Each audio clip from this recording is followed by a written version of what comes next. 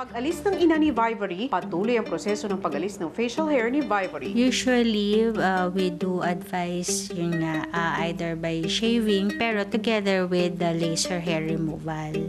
Kasi if they just do shaving, waxing without the laser hair removal, sometimes nadadamage yung skin, and in the long run, minsan nagka-cause din ng sensitivity and damage sa skin.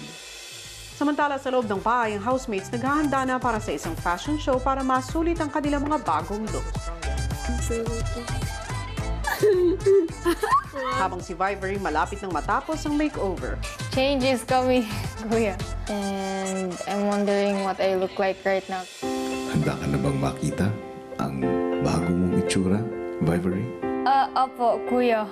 Kung ano man ang makita mo sa harap mo, gusto kong malaman mo na salamin ito ng kabutihan ng loob mo at kagandahan ng pagkatao mo.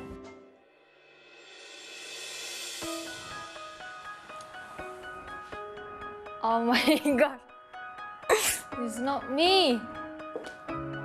Times that I've seen you lose your way, you're not in control, and you won't be told.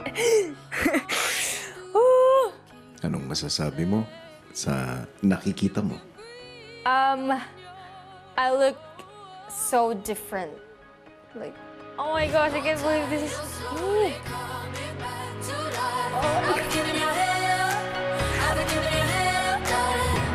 Ilang sandali pa pumasok na sa kwarto si Mommy Techi. Hi.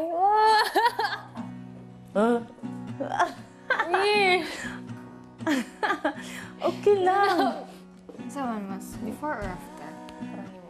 Karon God kay mo naman ka og na bata. Gwapo Ha? nga. Yes. Anong masasabi niyo sa new look ni Vivory?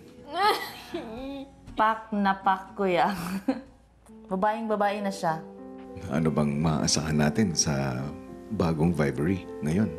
Ganun pa rin po. Still that playful, medyo boyish pa rin po. Pero syempre, wala na po akong iisipin na insecurity or mapipintas ng mga tao sa akin, ganyan. Vivory, nagbago man ang iyong pisikal na anyo. Inaasahan ko na hindi magbabago ang iyong puso. At kung mayroon mang pagbabago sa iyo, gusto ko yung mababago ang iyong pananaw sa sarili mo. Let the new Vivory shine. Maya-maya pa, Sa puntong ito, kinakailangan mo munang magpaalam sa iyong nanay. Bye-bye, Ma.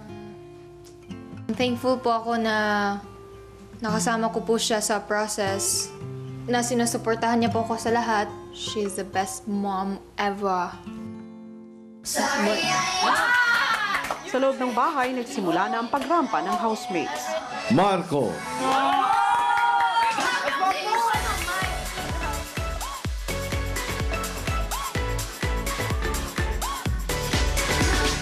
Edward!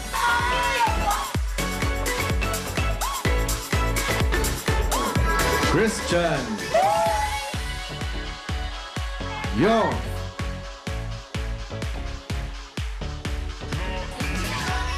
Heaven! Wait! Christine!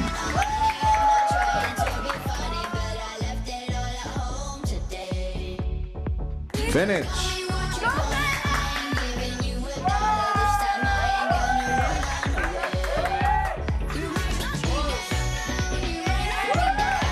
Kisses!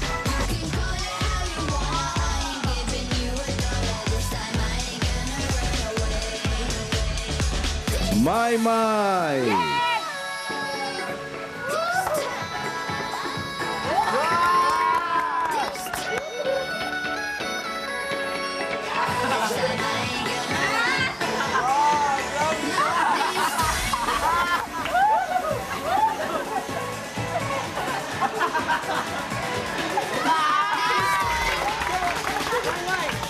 Samantala sa confession room, Handa ka na bang ipakilala ang bagong Vivory sa mga housemates mo? Oh my gosh! Papasin si Vi. Vivory.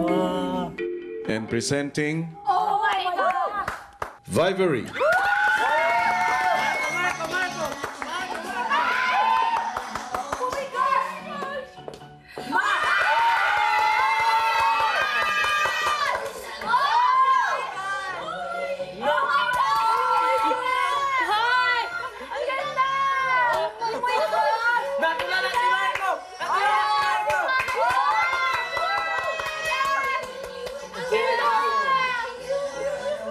Sobrang hindi akong kapaniwala kuya para siyang artista. She did look beautiful before, but it's like, and now she looks really elegant. Kala ko nga po, hindi si Vivery po, naiba po yung ano po.